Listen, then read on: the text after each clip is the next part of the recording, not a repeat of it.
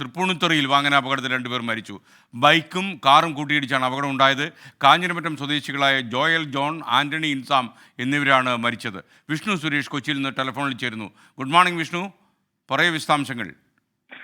SKN ഇന്നലെ രാത്രി 11 മണിയോടുകൂടി ചാലക്കപ്പാറ വിൻഗോസ് വളവിൽ വെച്ചാണ് ഈ അപകടം ഉണ്ടാകുന്നത്. ബൈക്കിൽ യാത്ര ചെയ്യുകയായിരുന്നു ഈ മരിച്ച ഇൻസാമും അതോടൊപ്പം ആന്റണി ജോണും. ഇവർ സഞ്ചരിച്ചിരുന്ന ബൈക്ക് ഒരു കാറിൽ ചെന്ന് ഇടിക്കുകയായിരുന്നു. അങ്ങനെയാണ് അപകടം സംഭവിച്ചത്.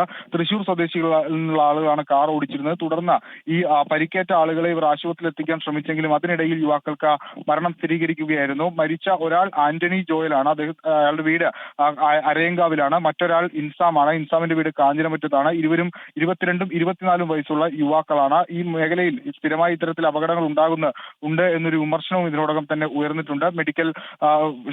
മോട്ടോർ വകുപ്പ് എത്തി വിശദമായ റിപ്പോർട്ട് തയ്യാറാക്കുന്ന നടപടി ഇതിനോടകം ആരംഭിക്കുകയും ചെയ്തിട്ടുണ്ട്. Okay, thank you Vishnu Suresh. എന്തായാലും അപകടത്തിൻ്റെ ഘോഷയാത്രയാണ് ഇന്ന് നടക്കുന്നതെന്ന് വേണമെങ്കിൽ പറയാം.